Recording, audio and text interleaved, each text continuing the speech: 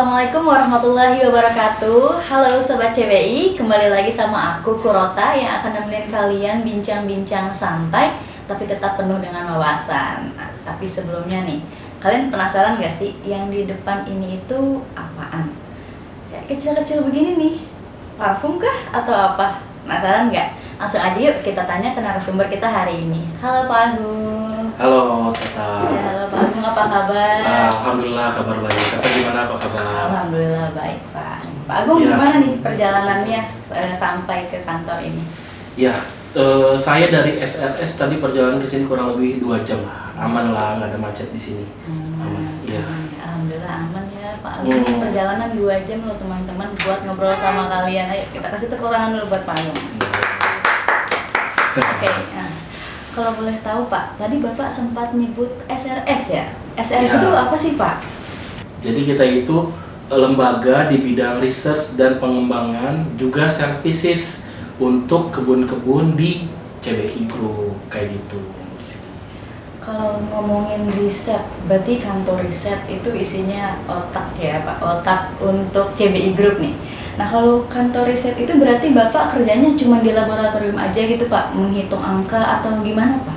Oke, jadi kalau misalnya di kami, riset itu kita nggak cuma di laboratorium aja, tapi kita juga melakukan trial-trial di lapangan, juga melakukan services nih di lapangan. Kita memberikan jasa layanan agronomi visit, terus juga rapid response terhadap kendala-kendala yang ada di kebun-kebun, khususnya kebun CBI, tapi juga kita ada juga jasa untuk keluar CBI seperti itu.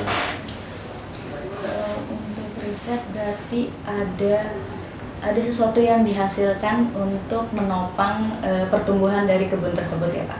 Ya, jadi untuk riset sendiri, mungkin gini ya, saya jelasin dulu. Untuk Sulung Research Station ini sebetulnya dia terbagi menjadi beberapa departemen ya. Yang pertama Departemen Research and Agro Services. Nah, Research and Agro Services ini pertama dia melakukan riset di tanah, terus juga nutrisi tanaman, dan juga hama dan pengendalian tanaman. Itu bidang risetnya. Yang kedua Agro Servicesnya itu untuk melakukan pelayanan ke kebun-kebun. Nah, memang main station kami itu ada di Sulung, tapi kita juga punya substation nih. Substation ini kita sebar di setiap regional yang ada di CBI Group ini. Jadi ada yang di Lamandau, ada yang di Pulau Pisau, ada yang di Sulung juga. Jadi cukup lengkap untuk bisa mengcover kebun-kebun yang ada di CBI.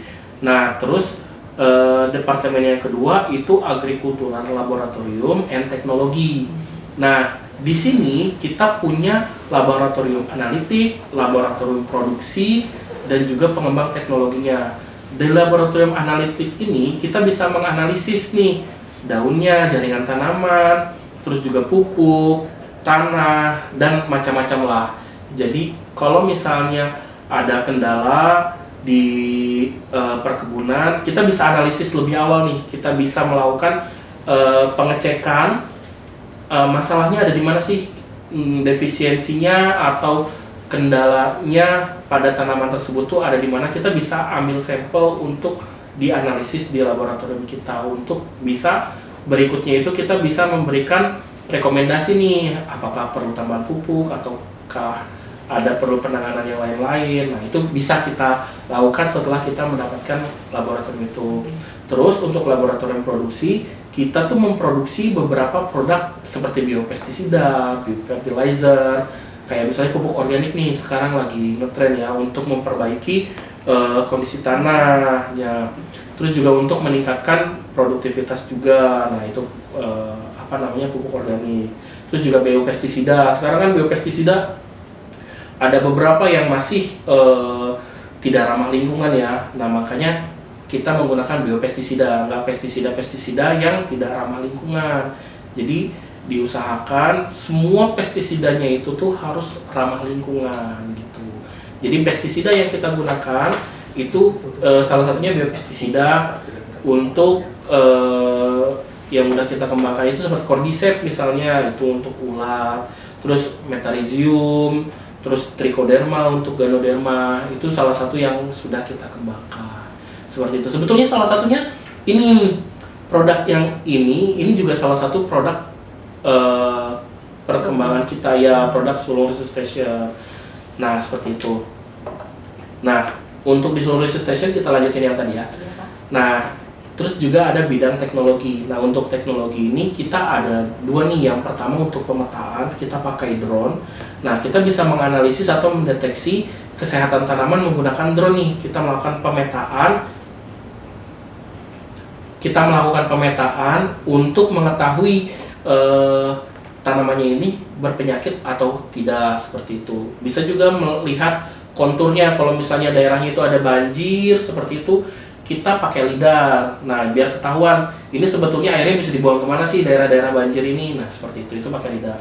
Terus yang tim yang satu lagi digital arsitek, itu untuk melakukan pengembangan aplikasi, website, terus artificial intelligence atau kecerdasan buatan, terus Internet of Things, dan otomatisasi di perkebunan kelapa sawit gitu. Jadi sebetulnya cukup lengkap sih untuk mempermudah dan meningkatkan produktivitas kelapa sawit. Ini dari SLS ini banyak lini yang bisa mendukung ke arah situ kayak gitu.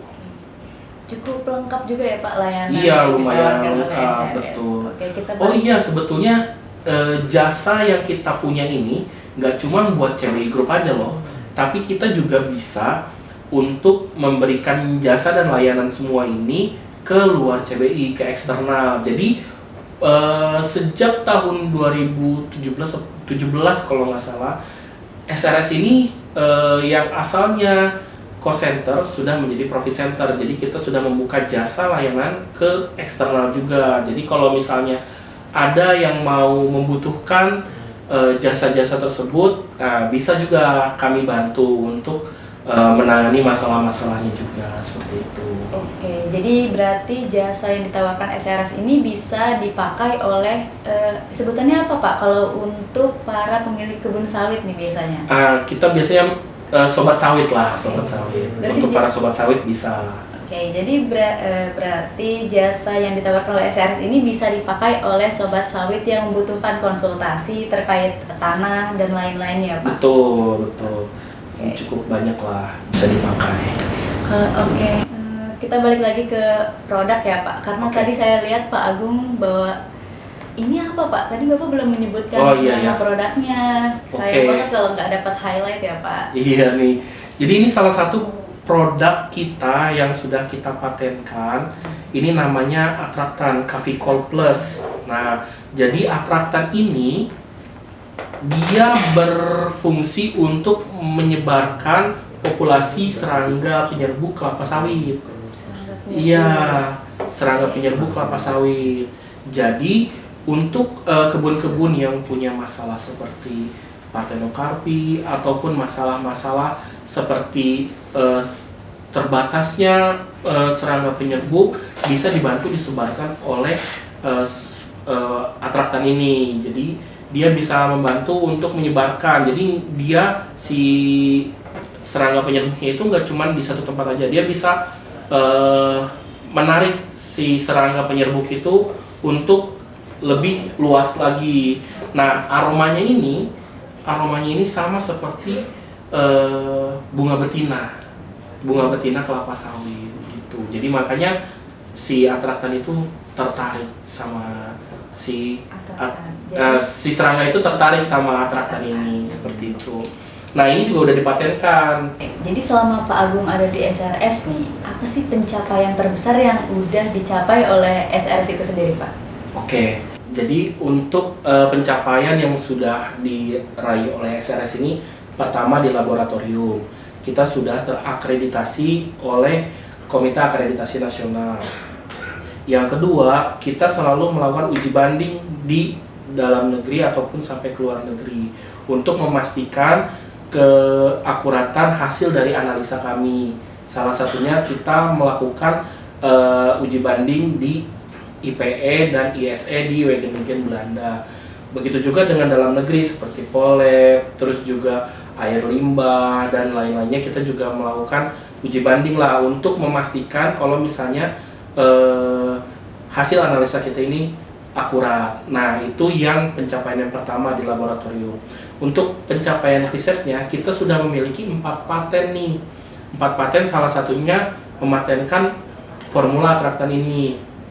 Terus juga kita sudah mematenkan formula dari pupuk organik. Terus juga ada beberapa paten-paten yang sudah kita patenkan gitu. Ada beberapa hasil riset yang sudah kita patenkan gitu. Dan juga ada beberapa hasil riset yang sudah kita produksi massal gitu. Jadi itu pencapaiannya. Selain itu, SRS juga sudah biasa nih untuk menjadi pembicara-pembicara di seminar-seminar nasional maupun internasional. Jadi kontribusinya itu SRS nggak hanya di internalnya SRS saja, tapi juga di CBI Group dan juga ke perkebunan kelapa sawit yang lebih luas seperti itu. Untuk perkebunan sawit yang lebih baik lah seperti itu.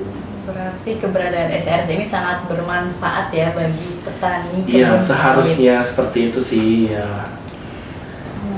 Kalau untuk misalnya nih Pak, misalnya ada sobat sawit yang ingin konsultasi ke SRS, itu gimana caranya Pak? Nah, sebetulnya kita bisa dijangkau dengan sosial media kita.